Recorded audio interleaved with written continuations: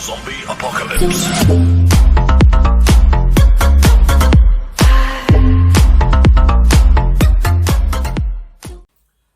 Buen día, bienvenidos a mi canal de YouTube. Yo soy el profesor José Guaranca y estamos haciendo este video tutorial para mostrarles cómo es que se pueden resolver los problemas de la presa Marcos. Esta es la cuarta semana y corresponde al tema del movimiento parabólico.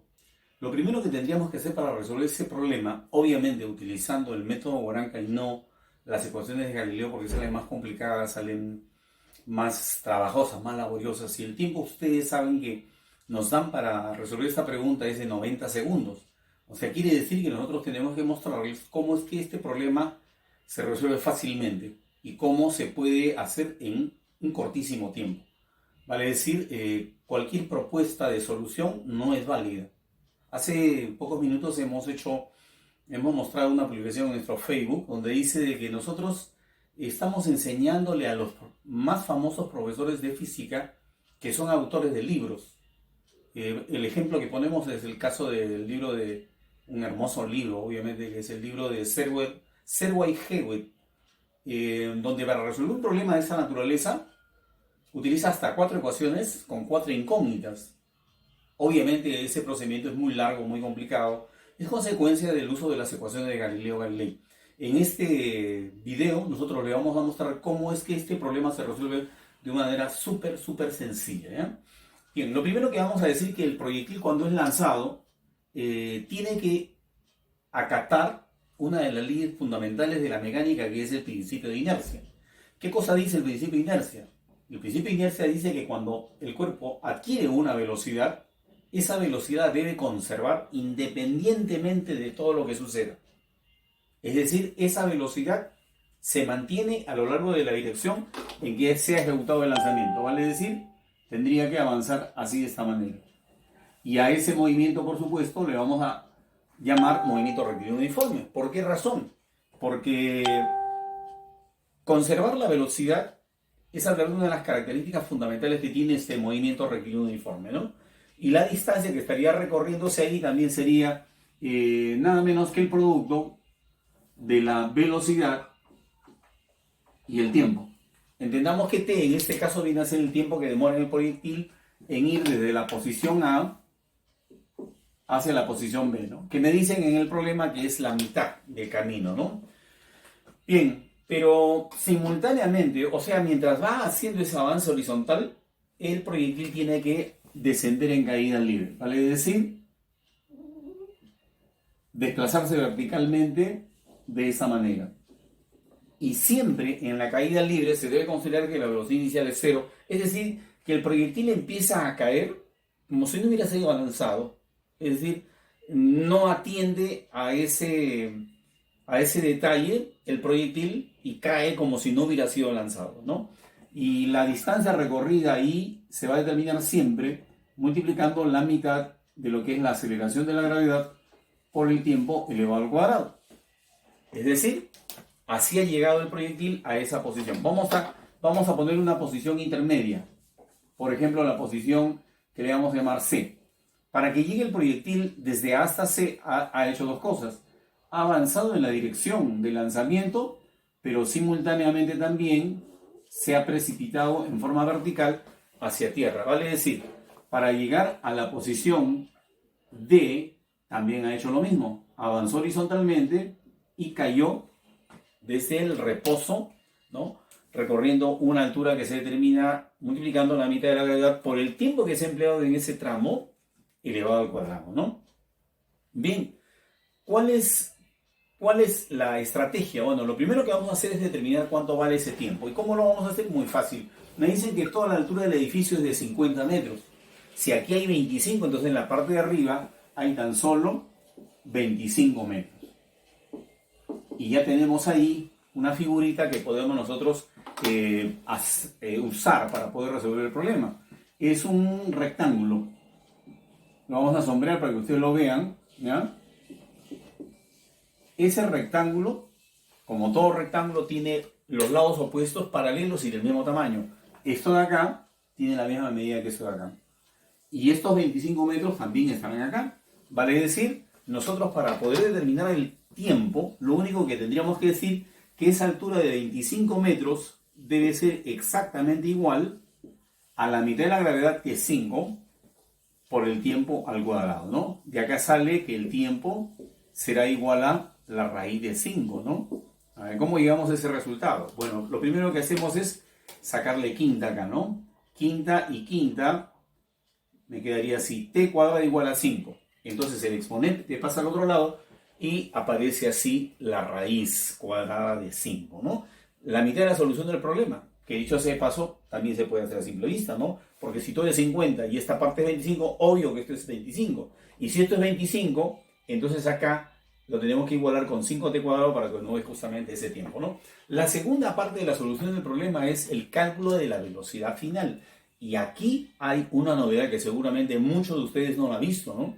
Y es justamente la propuesta que corresponde a la segunda parte del método Guaranca. La primera parte del método Guaranca que acabamos de mostrar sirve para determinar la posición final del móvil. Y lo que vamos a hacer a continuación en la segunda parte es justamente determinar la velocidad final del móvil, ¿no? Que es justamente lo que nos están pidiendo, ¿no? Así dice el problema, ¿sí? Determine la rapidez en el instante en que el proyectil pasa frente a una ventana que está a 25 metros de altura. Entonces hay que calcular la velocidad final, ¿ok? Bien, ¿cómo hacemos esa explicación? Bueno, muy fácil. Si esta es la velocidad inicial, ¿ya? Así como está dibujada acá, ¿no? De negro está representado el vector, así. A medida que va transcurriendo el tiempo, el vector velocidad se va inclinando hacia abajo. Vale decir, de esta posición pasará a esta otra, luego a esta de acá y así. Vale decir, lo que nosotros vamos a formar otra vez es un triángulo. Vamos a mostrarlo, ¿ya? A ver, ponemos primero al vector velocidad inicial. Ahí está. Dicho sea de paso, ese vector velocidad inicial tiene un valor de 20 metros por cada segundo, ¿no? Vamos a ponerle acá 20 metros por cada segundo. Bien, esa es la velocidad inicial. Cuando estuvo en la posición D, su velocidad era, digamos, así. Cuando pasa a la posición C, su velocidad probablemente haya sido con esa dirección. Y justamente me están preguntando cuál es la velocidad con la que llega al punto B. Yo me imagino que es algo así. Esta es la velocidad que nos están pidiendo. La velocidad final del móvil, ¿no?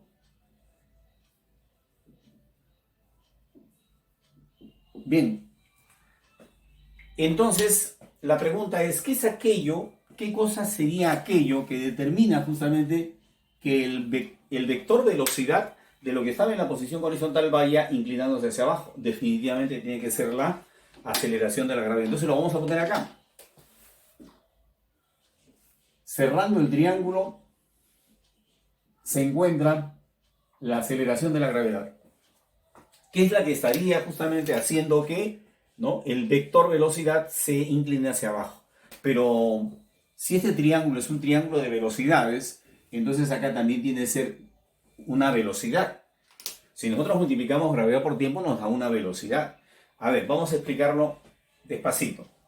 ¿Qué es lo que está ocurriendo? Lo que está ocurriendo es que este proyectil tiene dos movimientos. Uno horizontal, donde la velocidad se conserva, como lo estamos indicando ahí arriba. O sea, la velocidad inicial, de acuerdo al principio de inercia, se tiene que conservar igualito, en la misma dirección y sentido, ¿no? Y con el mismo valor.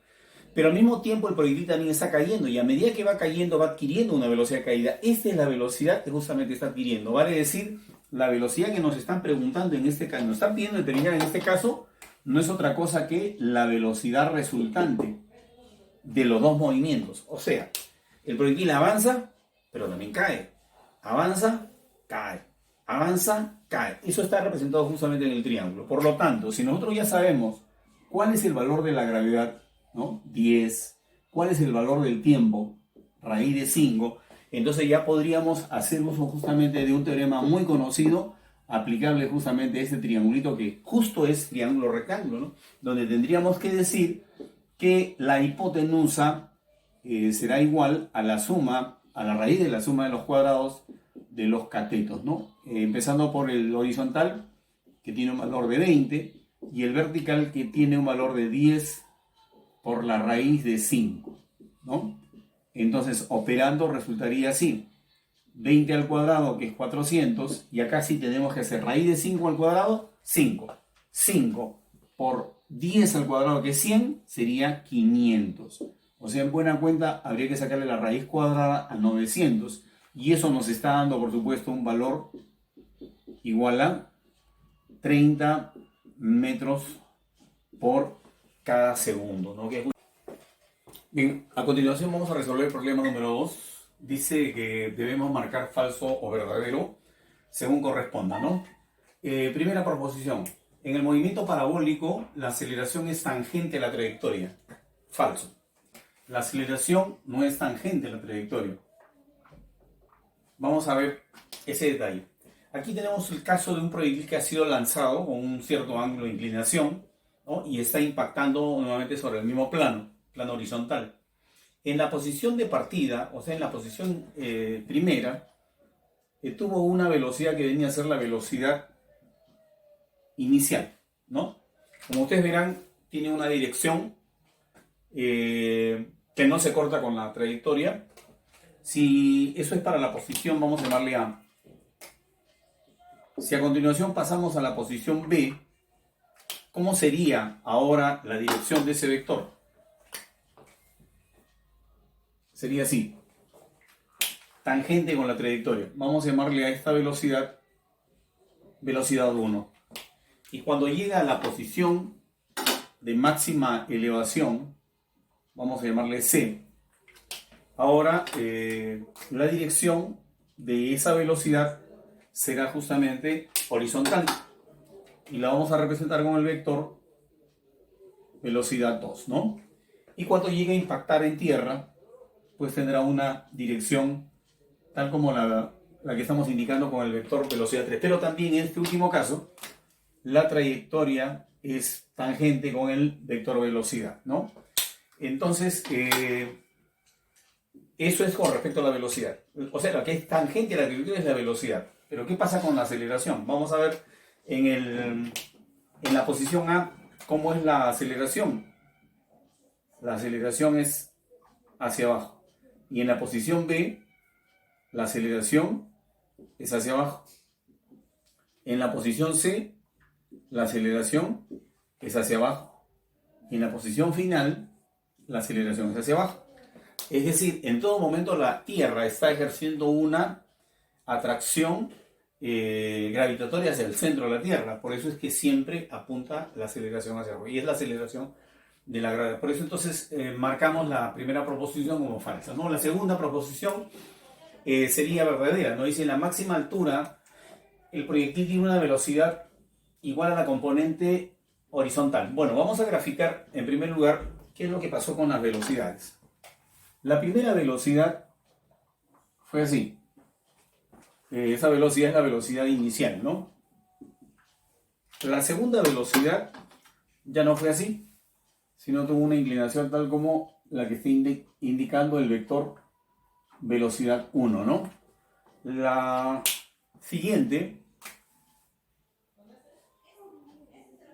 está en posición horizontal, tal como la que indica el vector velocidad 2, y la última es el vector que está indicando justamente la posición final, ¿no? Y lo que nosotros aquí tenemos que completar en el triángulo de las velocidades, que nosotros le llamamos a ese vector que viene a ser el vector velocidad que ha adquirido durante todo el tiempo que ha estado en caída libre, ¿no? O sea, todo el tiempo ha estado cayendo. Ahora, en relación a la afirmación número 2, nosotros tenemos que visualizar aquí en ese triángulo que la velocidad que corresponde al punto de máxima altura justamente coincide con la componente horizontal del vector velocidad inicial. Es decir, lo que nosotros tenemos que afirmar acá es que esta velocidad 2, supongamos que alfa fue el ángulo de lanzamiento, sería justamente la componente horizontal de la velocidad inicial, ¿no? Acá tendríamos que poner entonces componente horizontal. componente horizontal ¿de quién? De la velocidad inicial, ¿no? Entonces eso es justamente lo que nos estaría dando la posibilidad de señalar como verdadera la proposición número 2, ¿no? Y la última proposición dice, cuando el proyectil llega al piso, la velocidad instantánea no es perpendicular al piso. Como ustedes están viendo, aquí hay un ángulo, ¿no? Y ese ángulo de inclinación, justamente, si acá fue alfa, acá también tendría que ser alfa, ¿no? Y alfa no es 90 grados. Entonces, por eso dice acá, cuando el proyectil llega al piso, la velocidad instantánea no es perpendicular al piso. Entonces, esta proposición nosotros tenemos que señalarla como una proposición verdadera, ¿no? Y esa sería justamente la clave de ese problema o de esa pregunta número 2, ¿no? Bien, ya estamos con el problema número 3. En este caso nos habla de un ascensor que va exteriormente a un edificio. Este ascensor se está elevando con una velocidad de 2 metros por segundo o por cada segundo, y desde la cabina del ascensor se lanza un objeto con una inclinación de 53 grados y una velocidad inicial de 10 metros por cada segundo. Esto se hace justamente cuando el ascensor se encuentra a 40 metros de altura. La pregunta del problema es, ¿cuánto tiempo demora en llegar al pie del edificio y a qué distancia horizontal? Bueno, acá están las alternativas y yo he modificado un poquito el enunciado para no escribirlo tanto, ¿no? No escribir tanto. ¿Cómo se resuelve ese problema? Obviamente con el método Guaranca, ¿no? Nosotros hace muchos años que no utilizamos las ecuaciones de Galileo porque resulta muy complicado, muy extenso, muchas operaciones, ¿no? Bien, la solución es así de simple. Cuando el proyectil se lanza, como ya comentamos en el anterior problema, el proyectil tiene que obedecer a las leyes de Newton. Y la primera ley que debe obedecer es la ley de la inercia, que dice que si el proyectil es lanzado con una velocidad, pues debe conservar esa velocidad, ¿no? Si es que su velocidad de lanzamiento, con esa velocidad tiene que continuar durante todo el recorrido. Vale decir, el proyectil puede hacer su trayectoria parabólica, pero su velocidad no va a cambiar en ningún momento. O sea, si al principio está así, en el punto más alto estará su velocidad también así, luego así, ¿no? Y hasta que llega también tendrá esa velocidad. Claro, aparte de esa velocidad va a adquirir otra velocidad, ¿no? Como ya lo vamos a ver a continuación. Entonces, lo primero que vamos a decir es que está haciendo el proyectil. Ha desarrollado, en virtud del principio de inercia, un movimiento rectilíneo y uniforme, ¿no? ¿Cuánto de distancia ha recorrido ahí? Bueno, una distancia que se termina multiplicando la velocidad por el tiempo, entendiendo que t es el tiempo que demora todo el recorrido, ¿no? Entonces, pero me van a decir, profesor, ¿y la cabina también está viajando con una velocidad? Sí, esa velocidad también va a componerse, o sea, también el proyectil tendrá que avanzar adicionalmente otra distancia, ¿no? Porque el proyectil tiene dos velocidades, o sea, al proyectil le han dado dos velocidades. Una de parte del operario que ha lanzado el objeto y de parte del movimiento de la cabina. Entonces, tiene una velocidad de 10 en la dirección de lanzamiento y tiene una velocidad vertical de 2. Entonces, hace dos movimientos rectilíneos y uniformes, ¿no? O sea, dos desplazamientos. Y además, simultáneamente tendrá que también ejecutar un movimiento de caída libre. Y es así como va a llegar al pie del edificio, ¿no? Vuelvo a repetir, esta caída libre no le presta atención a lo que pasó. O sea, si se lanzó o no se lanzó, independientemente de eso, la caída libre funciona como si el cuerpo se hubiese abandonado, ¿no? Desde la velocidad inicial igual a 0. Y ahí acabó la física cuando nosotros ponemos que esta altura, toda esta altura, que ha descendido en caída libre, es la mitad de la gravedad por el tiempo al cuadrado. Y ahí acabó la física. Sí, señor, ahí acabó la física. No hay más complicaciones, no hay más que hacer. ¿Qué nos toca desarrollar a continuación? Bueno, una parte muy sencilla que es el razonamiento matemático, ¿no? Y por ejemplo, tenemos que decir que aquí este angulito de 53 grados lo vamos a aprovechar dentro de este triangulito, ¿ya? Entonces vamos a concentrarnos en lo que pasa con este triangulito. Ese triangulito, por supuesto, todos ustedes lo conocen, es un triángulo notable, ¿no? Vamos a anotarlo por acá. Es más o menos así.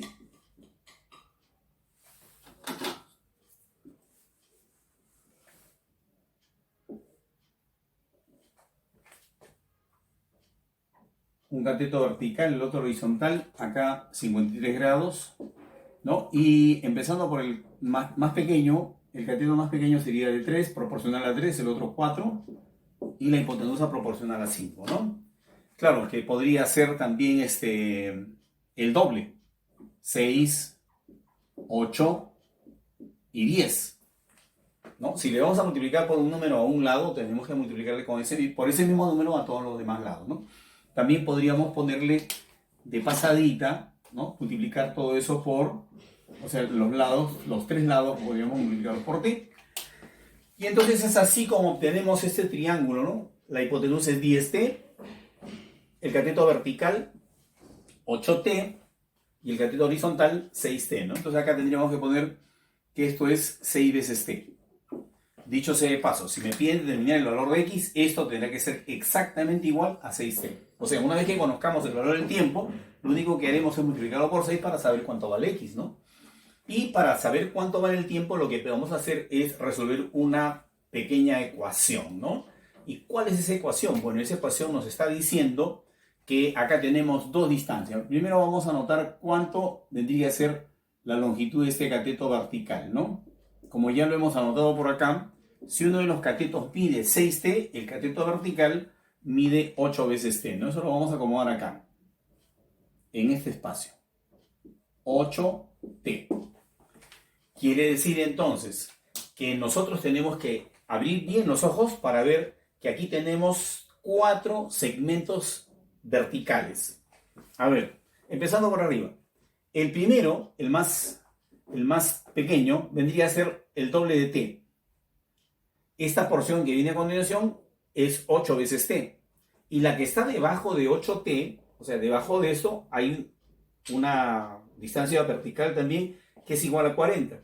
O sea, la suma de estas tres distancias verticales me tiene que dar el total. ¿Y cuál es el total?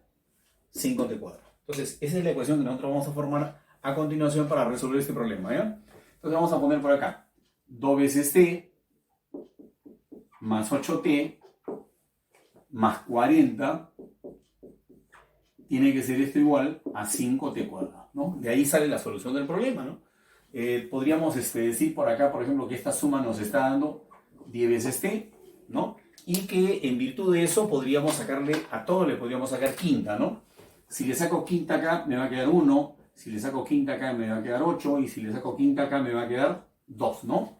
Ahora, ese 2t lo voy a pasar al otro lado y quedaría así, ¿no? Quedaría 8 veces t igual a t cuadrado. Ya el 5 se fue porque le hemos sacado quinta, se convirtió en 1, ¿no? Y el 2t va a pasar con signo negativo, ¿no? Entonces ahí podemos factorizar un tiempo y nos quedaría t menos 2, ¿no? Y entonces acá podríamos hacer lo mismo. Este 8 lo podríamos descomponer en dos factores, ¿no es cierto? Acá es simplemente... Ya, este 8 lo podríamos escribir así. Lo podríamos escribir como 4 que multiplica a 2, ¿no? Lo que está entre paréntesis es 2. Entonces, esto es lo que hemos hecho, ¿no? Entonces, si nosotros hacemos una comparación visual, nos tenemos que dar cuenta que ese valor de t, en este caso vendría a ser exactamente 4. O sea, hemos llegado a descubrir que el tiempo empleado en este caso vendría a ser de 4 segundos. Y si t vale 4, ya lo podemos poner acá. Entonces 4 multiplicado por 6 me daría la distancia horizontal pedida, que es de 24 metros. Y eso me estaría diciendo que la clave de este problema sería la alternativa señalada con la letra C, ¿no? Bien, vamos a continuar con el problema número 4.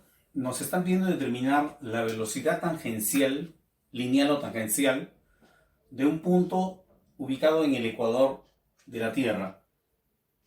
Nos dan para eso el radio de la Tierra, suponiendo que es una esfera perfecta, dice el enunciado, y que consideremos que el valor de pi es 3, no 3,14. Nos están pidiendo un redondeo, ¿no? Considérenlo como un entero. Se sabe también que la rotación de la Tierra se efectúa en un tiempo de 24 horas, ¿no? Entonces la respuesta nos la están pidiendo en kilómetros por hora. ¿no? Entonces tenemos por ahí creo que kilómetros y horas, no hay nada que convertir, ¿no? No hay conversiones que hacer.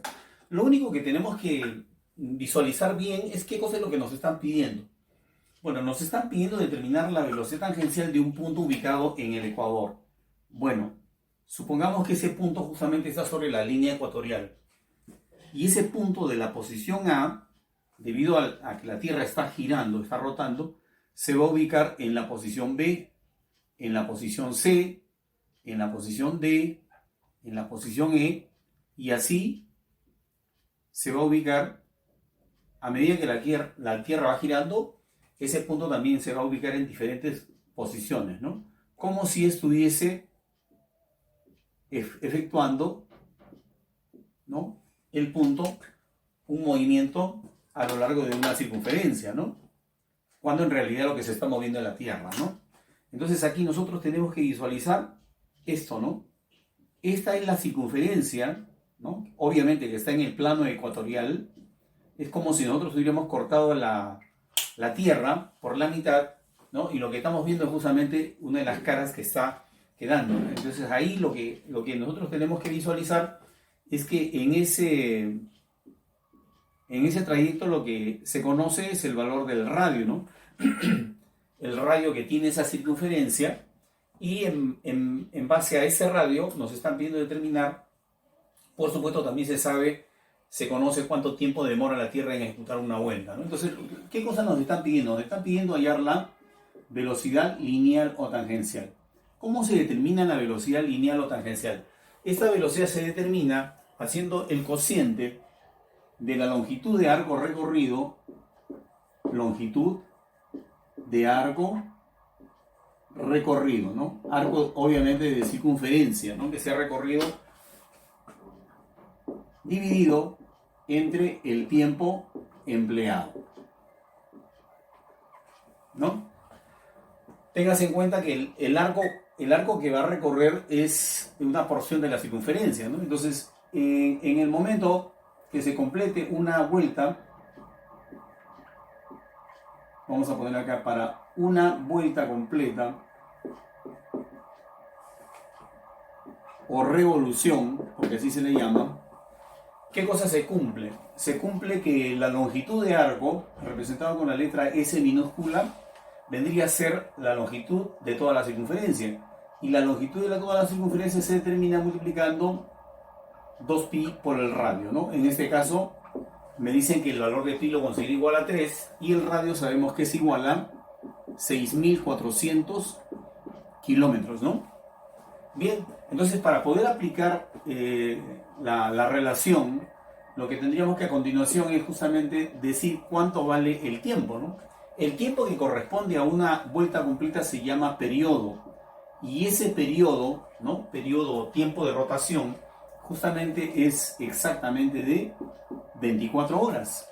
Entonces lo que tendríamos que hacer a continuación es justamente sustituir en el cociente, ¿no? Entonces arriba tendríamos que poner 6, 2 por 3, 6 que multiplica 6.400, y eso tendría que estar dividido entre las 24 horas, ¿no? Arriba están los kilómetros.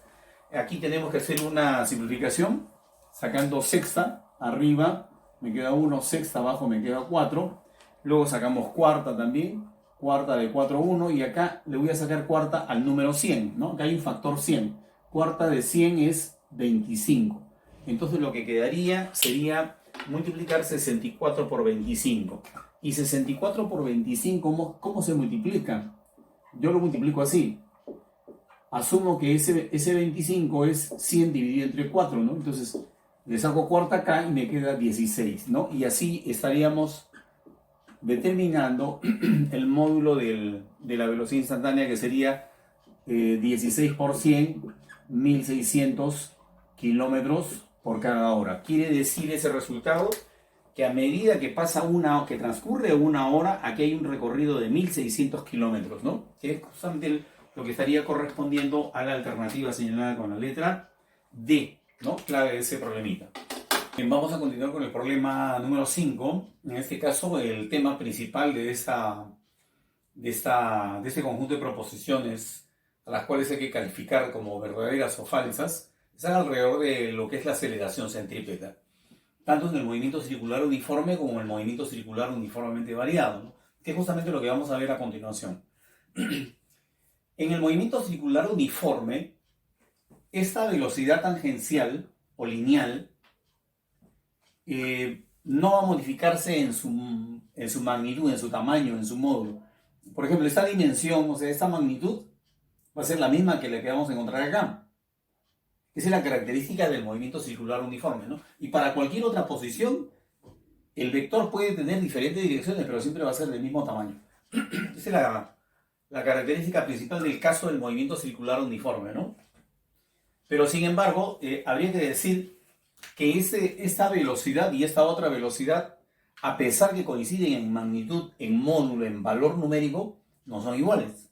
Yo no puedo decir que esta velocidad es igual que esta otra. ¿Por qué no? Porque hay que recordar que estamos hablando de un vector, y un vector tiene fundamentalmente dos características. Módulo, que es el valor numérico, y la dirección. Si bien es cierto, aquí el valor numérico es el mismo que acá, pero la dirección en este caso es una, y en este otro caso es otra. Y vamos a ver qué es lo que ocurre justamente debido a ese detalle, ¿no? Voy a dibujar este vector velocidad 2, lo voy a dibujar paralelamente consigo mismo, más o menos en esta dirección. ¿Ya? Esta es la velocidad 2. ¿Ya? He hecho un trazo, por supuesto, paralelo. O sea, este vectorcito es paralelo con este de acá, ¿no? Y este vector, por si acaso, es tangencial, o sea, perpendicular con el radio, ¿no? Lo mismo que este otro, ¿no? También es tangencial. Y también lo voy a trasladar a esta otra ubicación. Ya comentamos que en el caso del movimiento circular uniforme, la magnitud de ese vector es la misma que la magnitud de ese otro vector. O sea, ambos vectores tienen la misma magnitud, ¿no? Debo de recordar de que el trazo se ha hecho paralelamente, ¿no? O sea, sin modificar su dirección. ¿Qué cosa es lo que estamos encontrando? Lo que estamos encontrando acá es justamente una variación de la velocidad. Este vector le vamos a llamar así. Ahora, vamos a demostrar por qué es el vector variación. Primero, vamos a ponerle letras acá a los extremos de este triángulo vectorial. Ya vamos a llamarle, por ejemplo, a esta letra a esta letra B y a esta de acá C. Entonces, vectorialmente nosotros debemos recordar que se cumple lo siguiente, ¿no? Que si me voy de A a B, y luego, además de ese desplazamiento, me voy de B a C, claro, en este caso no tenemos en la figura desplazamiento, ¿no? Pero estamos usando esa metáfora, esa figura. Con estos dos desplazamientos, yo, partiendo de A y pasando por B, he llegado a C. O sea, he efectuado un desplazamiento, un cambio de posición representado por el vector AC. Si nosotros nos fijamos en la figura, ese vector AB está representando en este caso a una velocidad. Y a esa velocidad le identificamos como la velocidad 1. Y al vector BC lo estamos identificando justamente como delta V. Y así de esa manera también el vector de AC está caracterizando a un vector que hemos llamado vector 2 o velocidad 2. Si hacemos una transposición de términos, esto pasando para el otro lado, nos estaría quedando de que delta V representa la velocidad 2 menos la velocidad 1. Entonces aquí nos tenemos que detener un ratito para decir que este vector que está aquí está representando al cambio de velocidad. O sea, el vector velocidad 2 y el vector velocidad 1 no son iguales. ¿Por qué no son iguales? Porque si yo hago la resta, no me está saliendo 0. Solamente en el caso que se restan cantidades iguales, el resultado tiene que ser 0.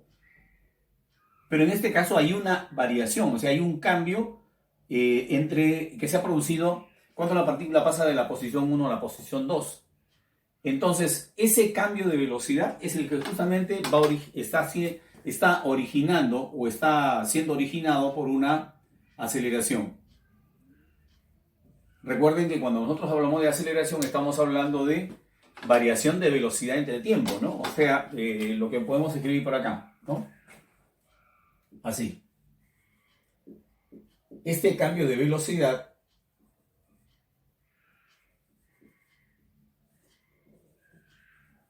producido en el tiempo, ¿no? En el tiempo que ha transcurrido para ir de una posición a otra, es lo que está definiendo a una aceleración. O sea, si hay cambio de velocidad, hay aceleración. Pero esa aceleración, como ustedes están viendo, es de la misma dirección que el vector cambio de velocidad. Por lo tanto, si ese vector está dirigido hacia el centro de la trayectoria, entonces nosotros tenemos que llamarle a ese vector aceleración central o centrípeta o normal o radial, que son los nombres justamente que se le atribuyen o con los que se conoce justamente esta aceleración. Ahora, vamos a decir que en módulo, o sea, en valor, esa aceleración centrípeta se puede determinar dividiendo el cuadrado de la velocidad tangencial, del módulo de la velocidad tangencial, o sea, la rapidez tangencial, entre el radio, ¿no? O también podría expresarse en función de la rapidez angular, ¿no? Y algunas otras formas también de expresión que tiene eso en función del periodo, en función de la frecuencia, ¿no? Que ya no vamos a hacer, por supuesto, porque evidentemente no se trata de eso, ¿no? No se trata de llenar la pizarra de fórmulas, ¿no? Bien, vamos a responder en base a esta breve exposición qué pasa con la proposición número 1. O sea, si es verdadera o es falsa o dónde está fallando, ¿no? En el caso de que sea falsa. Dice, en el movimiento circular uniforme, en el movimiento circular uniforme. Entonces vamos a empezar por decir acá. Nota. En el movimiento circular uniforme, la magnitud de la velocidad 1 y la magnitud de la velocidad 2 es la misma. O sea, acá esta es una relación en módulo, o sea, es una relación escalar. Estamos hablando acá de números. ¿Cuánto vale esta velocidad y cuánto vale esta otra velocidad? Eso me estoy refiriendo al valor numérico. Estos dos valores son iguales, ¿no? Ya dice acá, en el movimiento circular uniforme la aceleración centrípeta varía continuamente. Cierto. ¿Por qué razón? Porque ahí la vemos nosotros con dirección vertical, pero cuando pase la partícula de esa posición a esta otra posición, ahora la encontraremos en otra dirección. Y esta de acá la tendríamos en esta otra dirección. O sea, quiere decir que la aceleración centrípeta constantemente está variando de dirección. Por lo tanto, entonces no es la misma. A pesar de que la rapidez es la misma y el radio es el mismo y hay un valor para la aceleración no se puede decir que es constante. ¿Por qué no es constante? Porque solamente se mantiene igual el módulo de la aceleración, pero la dirección es una, es otra, es diferente para cada posición, obviamente siempre dirigida hacia el centro de la trayectoria, pero de diferentes magnitudes. Por lo tanto, acá dice que varía, sí, verdad, es verdad, varía continuamente, ¿no? ¿En qué varía? En su dirección, ¿no? Acá aparece con una dirección, luego con direcciones distintas. Pasamos a la segunda proposición. La segunda proposición dice, en el movimiento circular uniformemente variado, la aceleración no es central. Correcto. Entonces ahora vamos a poner acá que nos vamos a referir al movimiento que ya no es uniforme. Entonces ahora vamos a decir que estas rapideces ya no son iguales, son diferentes, ¿no? Entonces, si son diferentes, ¿qué va a pasar? Va a haber la necesidad de agregar una aceleración adicional. ¿Cuál es esa aceleración que hace que el valor de la velocidad tangencial se modifique? Una aceleración que va en la dirección de la velocidad tangencial. A esta aceleración se le llama aceleración tangencial. Entonces aquí tenemos también una aceleración tangencial. Entonces, vamos a correr esta letrita un poquito más abajo. Entonces, resulta ahora entonces que la partícula que se mueve sobre la circunferencia, ¿no? Que al principio estaba aquí, luego estaba acá y al final por acá, esa partícula tiene dos aceleraciones, la aceleración tangencial y la aceleración centrípeta. Digo, en el movimiento circular uniformemente variados hay dos aceleraciones, ¿no? Donde, por supuesto, la aceleración tangencial es constante en magnitud. Magnitud solamente, ¿no? Porque siempre va a variar de acuerdo a la tangente. Si nosotros hacemos la composición de estas dos aceleraciones, vamos a encontrar entonces una figurita así, ¿no? Haciendo uso, por supuesto, del paralelogramo, estaríamos encontrando que estas dos aceleraciones me están originando una aceleración resultante, que le vamos a poner simplemente la letra A minúscula, ¿no? ¿Qué cosa vendría a representar la aceleración A? La aceleración A, vamos a poner por acá, estaría representando la resultante, la aceleración resultante, y por lo tanto tendría que tener esta expresión, ¿no? La aceleración centrípeta al cuadrado sumada con la aceleración tangencial al cuadrado. Esto me está en buena cuenta diciendo de que estamos hablando de una aceleración resultante. Entonces, la propuesta dice, en el movimiento circular uniformemente variado, la aceleración no es central, verdadero. ¿Por qué no es central?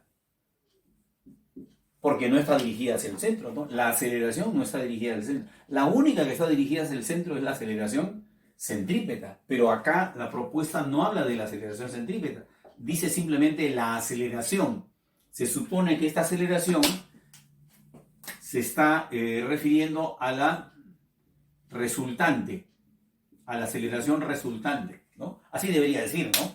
Pero obviamente el que propone la pregunta la propone como le parece, ¿no? Como le parece que el alumno debe saber distinguir una cosa de otra, ¿no? Entonces, esa sería la calificación de esta propuesta, es verdadera. Y la última dice, en el movimiento circular uniforme la aceleración centrípeta es nula, falso, ¿no? Ahorita vamos a explicar por qué. ¿Por qué es falso? Porque para que la aceleración, en primer lugar, en el movimiento circular uniforme no existe aceleración tangencial, ¿ya? Lo vamos a anotar por acá. Por acá lo vamos a poner, aprovechando este espacio, ¿no? Vamos a poner acá. Aceleración tangencial nula. En el movimiento circular uniforme no hay aceleración tangencial. ¿Por qué no hay aceleración tangencial? Porque si existiese aceleración tangencial, eso obligaría a que esta velocidad, ¿no? Como ustedes bien están viendo, la está empujando, la obligaría a aumentar, ¿no? Pero como la velocidad 1 y la velocidad 2 son la misma, entonces eso está demostrando que la aceleración tangencial en el movimiento circular uniforme no existe. O sea, no existe aquello que esté obligando a que no sigan iguales, ¿no? Entonces, la proposición que dice que la aceleración centrípeta es nula es falso, porque lo que es nulo es la aceleración tangencial. No es nula en el movimiento circular uniforme la aceleración centrípeta, es diferente de cero, ¿no? O sea, mayor que cero. Bien, eso sería entonces la clave verdadero o falso señalada con la letra C.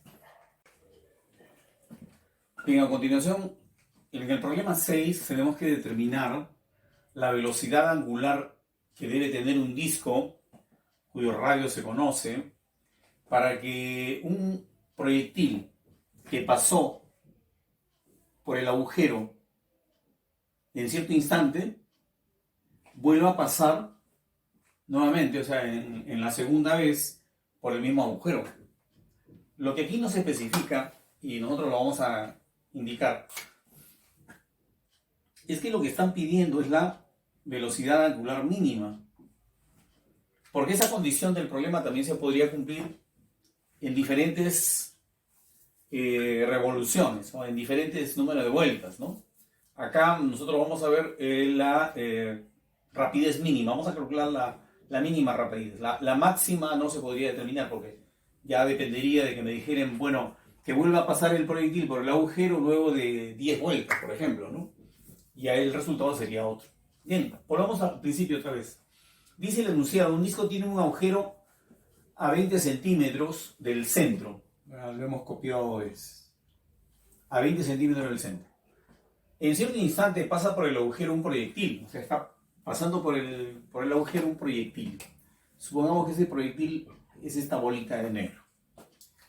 Y pasa con una rapidez inicial, obviamente, de pi metros por segundo, ¿no? O sea, aproximadamente 3 metros por segundo. Bajo un ángulo de 30 grados, ahí está la inclinación.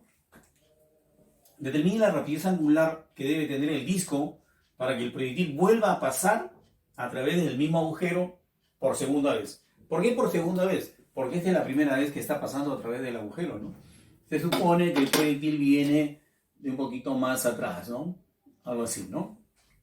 Entonces pasa esa primera vez por el agujero y luego deberá volver a pasar por el agujero otra vez. O sea, ese mismo agujero debería ubicarse después de cierto tiempo en esta posición, ¿no? Entonces le vamos a llamar A'. Quiere decir que el disco, para que esto ocurra, el disco tendrá que ejecutar una rotación, ¿no? O sea, tendría que irse de esta posición a esta otra. Y ahí hay un ángulo que sea girado, que sería evidentemente 180 grados, ¿no? Pero que nosotros vamos a tener que trabajarlo en radianes, ¿no? Diciendo que es pi radianes, ¿no? Bien, entonces para poder determinar esa velocidad angular que debe tener el disco, nosotros necesitamos dividir el ángulo que se ha girado, que ya sabemos cuánto vale, ¿no? El ángulo que se ha girado, o el ángulo que deberá girar el disco para ir de esta posición a esta otra, definitivamente es el ángulo de 180 grados, ¿no? Que acá lo podríamos graficar así, ¿no? Entonces aquí nosotros tenemos que poner pi de todas maneras, ¿no? Para poder hacer ese cociente y así determinar la rapidez angular, ¿no? Nada más. Lo único que nos falta es el tiempo.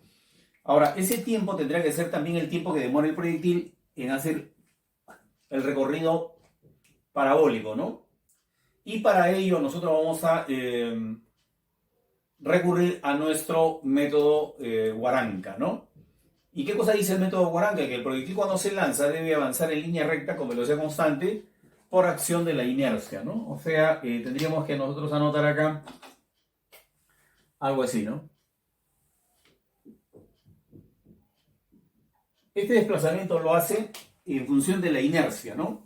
O sea, el proyectil obedece en primer lugar al principio de inercia. Entonces, avanza en línea recta con velocidad constante, ¿no? ¿Y qué recorrido hace en esa dirección? Bueno, hay que multiplicar el valor de la velocidad por el tiempo, ¿no? Nos dicen que la velocidad con la que se hizo el lanzamiento es de pi metros por segundo.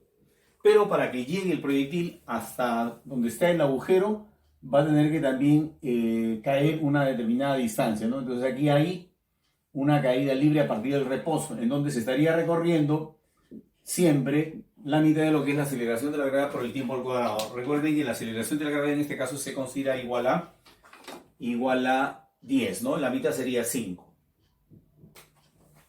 Y este lado que está acá, que vendría a ser el alcance horizontal, es conocido, ¿no?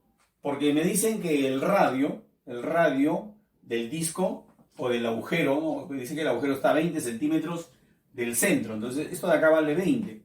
Esto de acá también vale 20, porque se supone que aquí nosotros tenemos al centro, ¿no? Aquí está el centro. Entonces, acá tenemos un R, ¿no? Esto es un R, y ese R también lo volvemos a encontrar acá, ¿no? En buena cuenta. Nosotros conocemos ese cateto horizontal que vendría a ser 20 más 20, 40 centímetros, ¿no? Entonces acá tenemos 40 centímetros. Entonces ya podríamos, a partir de esa observación, ya podríamos estar manejando, ¿no? Esta figura para poder determinar el valor del tiempo, ¿no? Porque lo que nosotros necesitamos determinar en este caso es el valor del tiempo, ¿no? Y para eso, ¿qué cosa tendríamos que hacer? Tendríamos que decir simplemente que este cateto, el cateto opuesto al ángulo de 30 grados necesariamente tiene que ser la mitad de la hipotenusa, ¿no? Entonces tendría que ser esto igual a la mitad de la hipotenusa, que en este caso está representado por el producto pi y el tiempo, ¿no? Entonces de acá, lo primero que observamos es de que de acá se va a simplificar un tiempo de la derecha con un tiempo de la izquierda, ¿no? Y me estaría quedando que el tiempo sería igual a pi queda arriba, ¿no es cierto? Y el 5 que está multiplicando pasa a dividir, y entonces quedaría así, sobre 10. Esto expresado en segundos, ¿no? Que vendría a ser el valor del tiempo. Entonces que lo vamos a reemplazar acá, ¿no? El tiempo obviamente en segundos. y así me estaría dando el resultado del problema, que en este caso vendría a ser, ¿no? Después de haber cancelado pi, estaría quedando 10 radianes por cada segundo, ¿no? Se supone que el disco está desarrollando pues un movimiento circular uniforme, entonces así está girando con esa rapidez angular, en este caso resultó representada por su magnitud por la clave A, ¿no? Continuando con el problema 7, nos hablan de un ventilador que está girando inicialmente con una rapidez angular de pi medio radianes por segundo y luego al desconectarse va a efectuar 10 revoluciones antes de detenerse. Entonces nos están pidiendo determinar su aceleración y el tiempo que emplea para detenerse. Bien, aquí hay una pequeña observación que hay que hacer, ¿no? Porque en realidad la pregunta debería ser para calcular la desaceleración. Si fuera desaceleración, entonces los resultados se justifican porque son positivos, ¿no? Pero si me dice aceleración, la aceleración puede ser positiva o negativa. Entonces el resultado debería ser una aceleración negativa, porque este es un movimiento donde la velocidad o la rapidez angular va a ir disminuyendo hasta que al final se hace igual a cero, ¿no? Entonces, esa es una pequeña observación en relación al enunciado del problema, ¿no? Como ustedes notarán, hay que estar bien enterado de este tipo de situaciones. Felizmente son típicas, ¿no? O sea, son repetitivas. Probablemente esto mismo se proponga en otra práctica del centro pre o en el mismo examen de admisión, ¿no? Es muy probable, ¿no? Esto es así. Por eso siempre se habla de problemas tipo admisión o problemas tipo admisión San Marcos, que es muy distinto al problema tipo admisión UNI o tipo admisión UNSAC del Cusco o tipo admisión UNSA de Arequipa. Son diferentes exámenes, ¿no? Pero con características un tanto estereotipadas, ¿no? O sea, vale decir, típicas, características típicas, ¿no? No salen del contexto. Bien, vamos a resolver, este problema lo podemos resolver de 3 maneras distintas, pero vamos a, para no hacerlo demasiado extenso, vamos a hacer el 2 de las más cortas, ¿no? Porque la tercera que vamos a dejar de lado es de repente un poquito más operativa y es importante que se muestre, ¿no? Pero creo que de las 3 formas, si tuviéramos que elegir 2 por el espacio que disponemos, creo que son estas que vamos a relatar a continuación, ¿no? En primer lugar, nótese que el vector aceleración, bueno, en primer lugar vamos a ilustrar qué es lo que tenemos en la pizarra. Hemos graficado un disco, o bueno, lo que vendría a ser las aspas del ventilador que se supone que están girando, ¿no? Aquí aparece con una rapidez angular inicial, pero por tener una desaceleración, esta velocidad angular inicial, al transcurrir el tiempo va a tener que ir disminuyendo hasta que al final termine en cero, ¿no? Nótese que en todo momento el vector aceleración angular es opuesto, es contrario al vector velocidad angular que tiene el ventilador, ¿no? O las aspas del ventilador. Y aquí tenemos el estado inicial y aquí tenemos el estado final. Y lo que ha ocurrido en este transcurrir de tiempo es de que se han producido 10 revoluciones, ¿no? Que esto sería equivalente a poner un ángulo entendiendo de que cada revolución está representando 2 pi radianes. Entonces aquí tendríamos 20 veces pi, ¿no? Expresado en radianes, ¿no? Ese es el ángulo. Bien, entonces, ¿cómo sería la resolución gráfica? Voy a poner la resolución gráfica.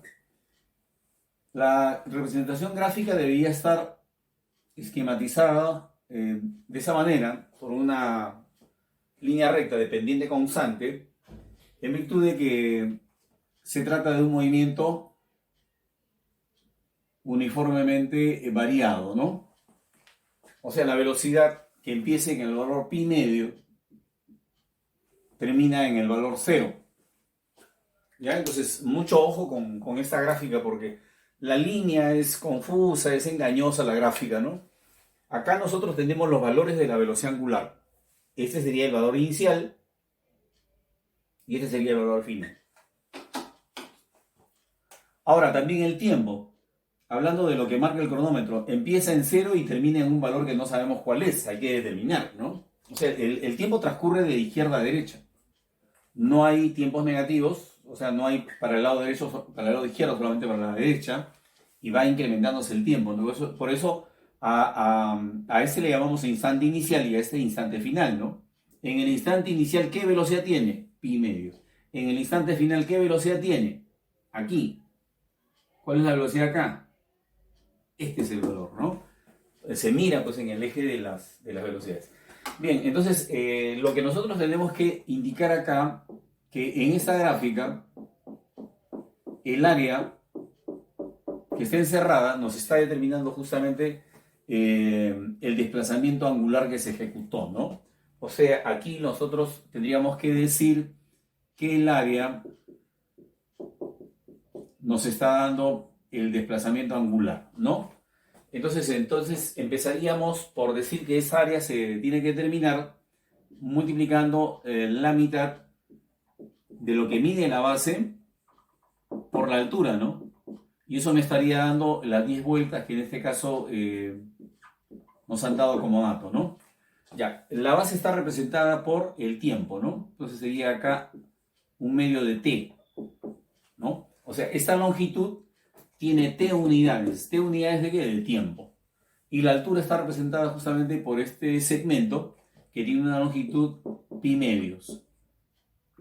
Al otro lado tendríamos que poner 20 pi, como ya lo indicamos al principio, puesto que cada revolución implica 2 pi radianes, ¿no? Entonces se cancela pi de ambos lados y nos está resultando que el tiempo es de 80 segundos, ¿no? Una vez que tenemos el tiempo, ya podríamos determinar la aceleración o la desaceleración, ¿no? Diciendo la variación de velocidad angular entre el tiempo. La variación en este caso es negativa, pero igual a pi medios. Y el tiempo es 80, así resulta pi sobre 160, ¿no? En unidades angulares, radianes sobre segundos al cuadrado, ¿no? Como ya dijimos al principio, ese valor debería, sale negativo, porque en realidad esta variación es disminución, ¿no? O sea, debería un signo negativo ahí. O sea, eso es lo correcto, ¿no? Pero bueno, las alternativas no indican eso, así que nosotros asumimos que ahí hay un error de proposición, ¿no? Entonces, según el que ha propuesto el problema, la respuesta es la que está señalada con la clave B, ¿no? Porque sale el tiempo 80 segundos y la desaceleración igual a pi sobre 160 como está indicado ahí. Bien, esta es una forma de resolución y vamos a ver a continuación la otra forma de resolución. Y esta forma de resolución que vamos a aplicar a continuación solamente es aplicable para el caso extremo, ¿no? De que el movimiento sea uniformemente variado, ¿no? También se puede aplicar en el caso del movimiento rectilíneo uniformemente variado, sea este acelerado o desacelerado, como en este caso, ¿no? Es bien simple. Vamos a hablar del cociente que se origina entre el desplazamiento angular y el tiempo. Si nosotros hablamos del caso del movimiento rectilíneo, el desplazamiento entre el tiempo, o sea, distancia entre el tiempo nos da velocidad, ¿no? Pero en este caso los términos son distintos, o sea, el desplazamiento habla de un desplazamiento angular y por lo tanto entonces el cociente me da una velocidad, ¿cierto? Pero es angular, ¿no? ¿Cómo yo puedo reconocer que es una velocidad? Porque en el denominador es el tiempo, ¿no? Entonces acá nosotros tendríamos que decir que esta es la velocidad angular media. ¿Por qué? Porque nosotros sabemos que en este movimiento la velocidad empieza con un valor y termina con otro. O sea, en ningún momento ha sido constante, ¿no? O sea, esta fórmula es válida para el movimiento que tiene velocidad constante. Pero ¿cuál es esa velocidad en este caso que nosotros vamos a asumir que es constante? El valor medio, ¿no? Entonces nosotros para acá, por ese lado, tendríamos que colocar el valor medio. Y el valor medio es fácil de hallarlo, ¿no? Solamente tenemos que sumar las velocidades que tenemos, inicial y final, y dividirlo entre 2. Y por el otro lado tendríamos el desplazamiento angular, que ya sabemos que es 20pi, ¿no? Y esto habría que dividirlo entre el tiempo, que no lo conocemos, ¿no? Entonces de acá se puede despejar el valor del tiempo, ¿no? Que como ya ustedes se imaginarán, debe ser 80 segundos, ¿no? ¿Y eso cómo sale? Bueno, pi se cancela en ambos lados, ¿no? Acá el 2 se multiplica con el 2, 2 por 2, 4, y ese 4 pasa a multiplicar resultando tiempo igual a 80. Una vez que ya tenemos el tiempo, ya podemos determinar la desaceleración. Bueno, podríamos utilizar la relación que dice velocidad final igual a inicial menos la aceleración por el tiempo, ¿no? La final es 0, la inicial es pi medios, ¿no? Menos alfa que multiplica al tiempo que es 80, ¿no? Entonces, así, cuando este término pasa al otro lado, me queda 80 veces alfa igual a pi medios. Entonces de acá sale que alfa es igual a pi sobre 160, ¿no? Con las unidades angulares, ¿no? ¿Qué sería la solución de este problema, ¿no? Bien, llegamos a este problema. Lo primero que vamos a decir es que este problema, a diferencia de lo que parece el solucionario que ha presentado la PRE, vamos a decir que este problema se puede resolver a simple vista. Si el tiempo del recorrido total es raíz de 2 veces mayor que el tiempo del recorrido final, entonces esta velocidad debe ser raíz de 2 veces mayor que esta otra, por lo tanto esta vale 10 raíz de 2. Elevado al cuadrado sale 200, entre 300 me da 2 tercios, que sería la aceleración central. Y para hallar la aceleración tangencial divido simplemente 20 entre 8, que es 5 medios. 5 medios entre 2 tercios me da 15 cuartos, que es la respuesta del problema. ¿Ya ven?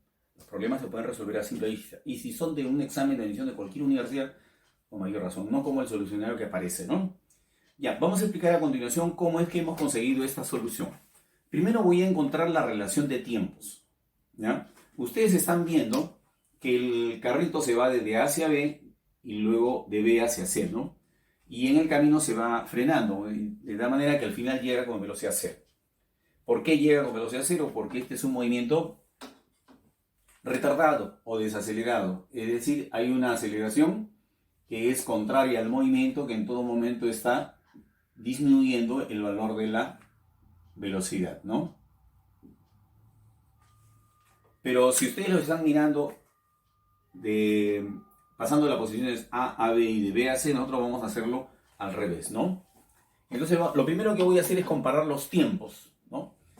Para estos recorridos, porque estoy viendo que son los mismos recorridos. Entonces voy a recordar el experimento de Galileo Galilei, que dice que el recorrido es proporcional al cuadrado del tiempo, ¿no? El recorrido es proporcional al cuadrado del tiempo. Ya, entonces vamos a decir, ¿qué le pasa al tiempo cuando el recorrido se duplica? Claro, esta relación se cumple cuando el móvil empieza el reposo. O sea, yo no voy a trabajar con el trayecto ABC, sino con el trayecto inverso, CBA. Entonces, si en el primer trayecto hace un recorrido S, en el trayecto total el doble. Entonces la pregunta es, ¿qué le pasa al tiempo cuando el recorrido se duplica? Y la respuesta es bien sencilla. El tiempo se hace raíz de 2 veces mayor. O sea, si para esta porción se está utilizando un tiempo t, entonces para todo el recorrido se estaría utilizando un tiempo igual a t raíz de 2, ¿no? O sea, si se duplica el recorrido, si ya no es solamente s, sino es el doble de s, entonces el tiempo tiene que ser raíz de 2 veces mayor, ¿no es cierto? Entonces el primer gran paso que hemos tenido que hacer. Ahora, a partir del experimento de Galileo Galilei, derivando la ecuación sale esta otra, ¿no? Que dice que la velocidad es proporcional al tiempo. Y entonces acá tendríamos que hacernos nuevamente una pregunta muy similar, ¿no? ¿Qué le pasa a la velocidad cuando el tiempo se hace raíz de 2 veces mayor? Entonces ponemos acá, si el tiempo se hace raíz de 2 veces mayor, entonces ¿qué le pasa a la velocidad? También se hace raíz de 2 veces mayor.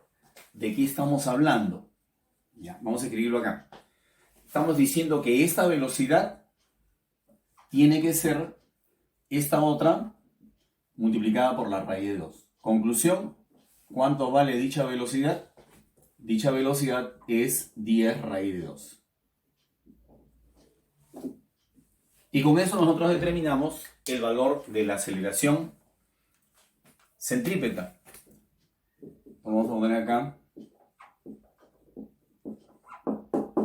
Por lo tanto, la aceleración centrípeta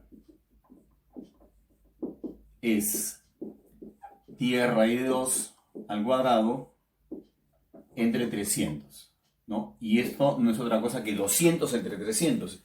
Y 200 entre 300 nos está resultando 2 tercios, ¿no? Expresado en metros sobre segundos al cuadrado, que sería el valor de la aceleración central, ¿no? Pero además de esto nos están pidiendo que comparemos con la aceleración tangencial. Y la aceleración tangencial, por si acaso la aceleración central es esta, ¿no? Claro que en este caso nos están pidiendo la aceleración central para el punto B, ¿no? La aceleración centrípeta para el punto B. Además, la aceleración tangencial es la variación de velocidad entre el tiempo, ¿no?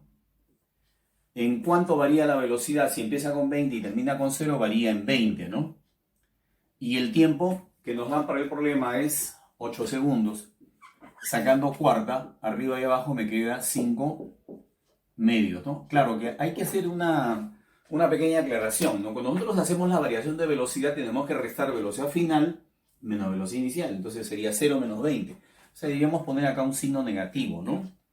Bien, pero asumimos que lo que nos están pidiendo es la relación de módulos, ¿no es cierto? Entonces, por esa razón es que queda 5 medios nada más. Debería quedar 5 medios. Luego, entonces, la relación entre la aceleración tangencial y la aceleración centrípeta sería simplemente el resultado de dividir 5 medios, ¿no?, entre 2 tercios. Entonces acá hacemos producto de extremos, que sería 15, entre producto de medios, que sería 4. Si les gustó el video, no se olvide de darle like y suscribirse a mi canal, porque estamos comprometiéndonos a hacer el solucionario de la presa Marcos todas las semanas. Pero para eso necesitamos que se suscriban a mi canal, ¿no? Y a este video por lo menos le den unos 500 likes, ¿no? Para hacer la semana 3, la semana 2 y la semana 1 también, aparte de las semanas que vienen, ¿ya? Entonces, nos vemos en el siguiente video.